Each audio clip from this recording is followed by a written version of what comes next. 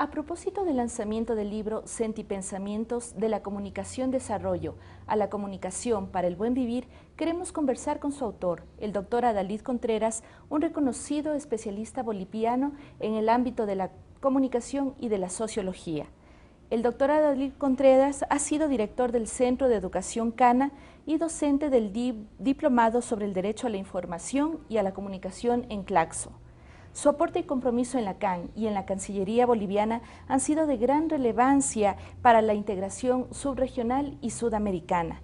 Luego de haber servido como secretario general en la CAN en Lima, se desempeñó como profesor invitado de la Universidad Andina Simón Bolívar, sede Ecuador. Empecemos por una breve explicación de su reciente publicación Sentipensamientos de la comunicación desarrollo a la comunicación para el buen vivir. Silvia, yo diría que esta es una publicación que la empecé a trabajar hace aproximadamente 30 años, cuando por primera vez en los Andes de mi natal Bolivia escucho hablar sobre el Sumacamaña, expresión aymara equivalente al Sumacausay, quechua de acá del Ecuador. Eran tiempos de juventud en los que no entendía el término, y yo pensaba que los campesinos indígenas aymaras confundían el desarrollo con el vivir adecuadamente, con el vivir bien. Sin embargo, me quedó la inquietud a lo largo de toda mi carrera académica, política, profesional, y lo tuve como un tema pendiente, hasta que don Evo Morales encabeza el movimiento al socialismo y tiene como su paradigma base de su política gubernamental el buen vivir, es decir, este desafío que yo lo había escuchado hace tantos años. Luego de haberlo visto en la práctica y de los positivos cambios que genera en la sociedad, tuve acá en la Universidad Andina la oportunidad de reflexionar sobre el tema sistemáticamente, y eso es lo que hice, entonces, abordarlo desde la comunicación. El vivir bien es sin duda, Silvia, un paradigma de los más representativos de lo que Boaventura dos Santos llama las epistemologías del sur, es decir, estos modos de pensamiento generados en nuestros países para dar respuestas a las problemáticas actuales y futuras que tenemos. Hay algunos capítulos de su publicación que hablan de las fronteras de la comunicación para el vivir bien, otros se denomina saberse comunicar para vivir bien. ¿Cuál es el poder que tiene la comunicación en una sociedad para generar precisamente este buen vivir? Pero no hay sociedad sin comunicación, ¿no es cierto? Y la experiencia latinoamericana en su recorrido, que es uno de los ámbitos que toco en el libro en la primera parte, nos demuestra que hay un pensamiento latinoamericano crítico, a la vez que constructivo, sobre las relaciones de comunicación, entendidas no tanto como la vinculación vía un mensaje entre emisores y receptores, sino más bien de interacciones sociales y culturales, de encuentros entre personas, entre sociedades, con un fin claro, en este caso un fin claro que es el buen vivir. La comunicación tiene que jugar un papel fundamental. Y cuando escribo el libro y hablo de fronteras, es porque soy consciente que lo que se haga en comunicación para el vivir bien está remando a contracorriente, en un contexto no solamente continental, sino mundial, donde la comunicación organizacional, la publicidad, el marketing han ganado prácticamente el estatuto de la comunicación. Entonces, retornar a los sujetos, retornar a un desarrollo encaminado de otra manera, es un desafío que debemos pensarlo desde esta perspectiva para el vivir bien. El vivir bien, digo, cuando hablo de las fronteras, no es una doctrina para recitarla, sino es un desafío para construirlo cotidianamente en las culturas constituidas por nuestras sociedades. Es en este sentido que en una primera parte del libro, referido a la comunicación para el vivir bien, conceptualizo lo que es la comunicación para el vivir bien. Y digo que es un proceso de construcción y reconstrucción de sentidos sociales, culturales, políticos y espirituales. Esta es una definición que podría parecer una verdad de perogrullo, pero tiene dos incorporaciones claras. el elemento político y la espiritualidad, es decir, la vida cósmica que para el vivir bien es fundamental. Destaco también en la definición que se realiza en un campo de interculturalidades, es decir, de encuentros constructivos entre distintas culturas y con un sentido comunitario, de la vida colectiva, que es fundamental para entender el vivir bien porque es una de las raíces de explicación que tiene. Y sobre esto también explico que es multidiscursiva, es decir, hay muchos discursos hechos por múltiples medios. Y lo digo porque mucha gente cree que porque hablamos del vivir bien, deberíamos remitirnos a la comunicación cara a cara, comunitaria, solamente indígena, cuando es un paradigma de vida y debe penetrar las más altas tecnologías y todos los medios que se puedan para poder expresarse. Es decir, que hay fronteras abiertas, pero hay también limitaciones en el contexto que hacen pensar en esta propuesta teórica. La comunicación reconocida en la Constitución ecuatoriana de 2008 como un derecho dentro del buen vivir, ¿qué implicaciones tiene en la estructura social, política, económica? Usted también ha mencionado el elemento espiritual dentro de esta esfera, entendiendo que la comunicación no debe estar subordinada a un modelo mercantilista. Hay dos elementos que yo planteo en el libro.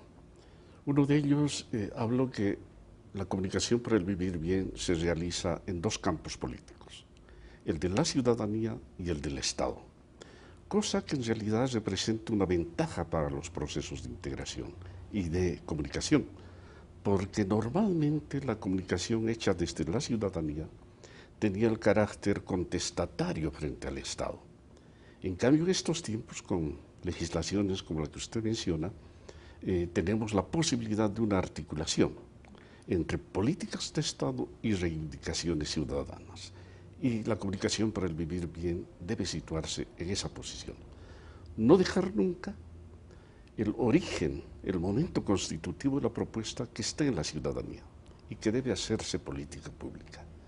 En legislaciones como la del Ecuador, y esto también lo planteo en el libro como una de las condiciones, es decir, hacer comunicación para el vivir bien requiere de una estructura que permita hacerlo.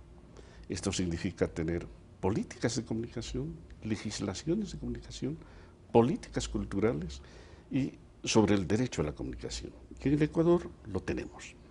Lo tenemos porque con este carácter distributivo equitativo de la frecuencia radioeléctrica, que hace que los medios comunitarios tengan a la par de los privados y los públicos un espacio, estamos dando posibilidades que la ciudadanía pueda expresarse, pero para entrar en diálogo con los otros.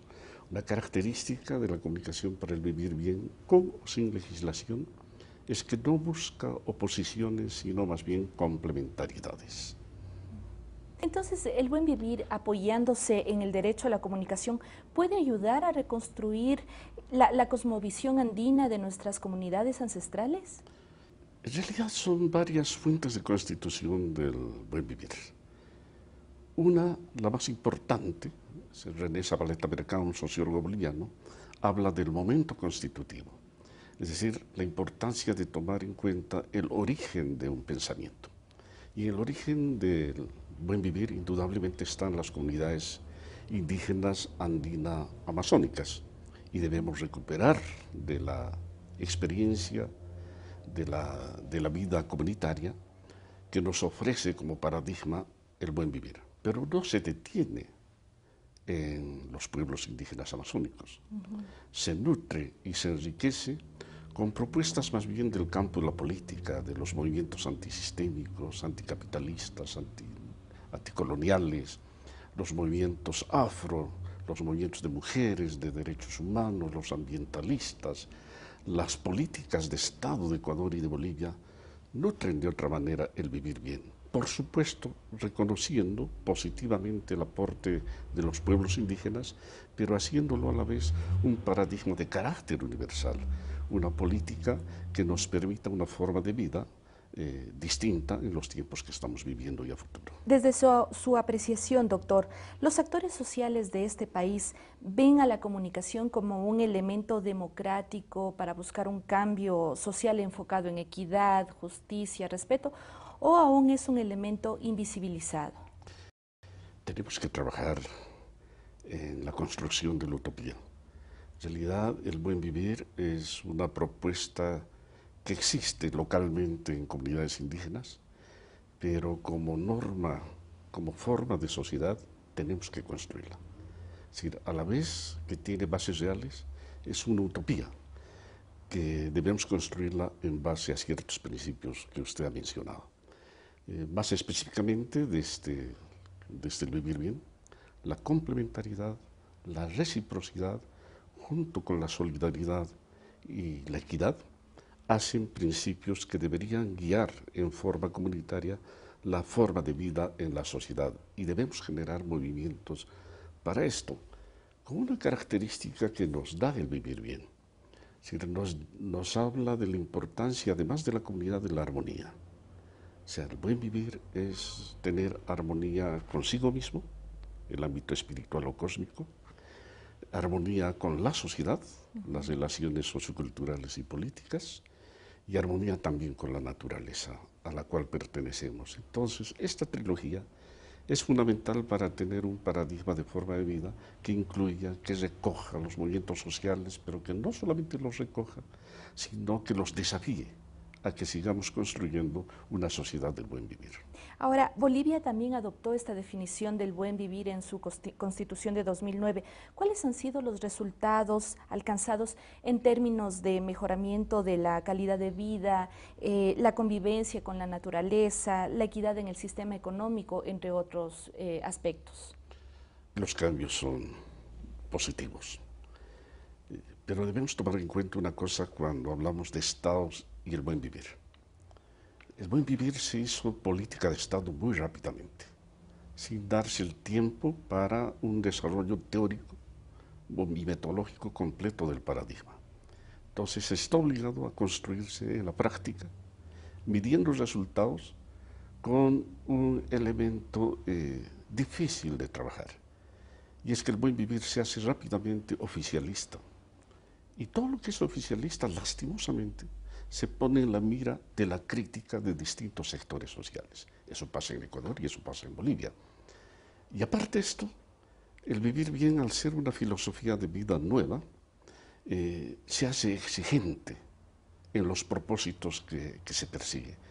Entonces, todo lo que podamos evaluar como resultados desde la percepción ciudadana y desde los sectores que tienden a oponerse al buen vivir, será siempre resultados muy grandes.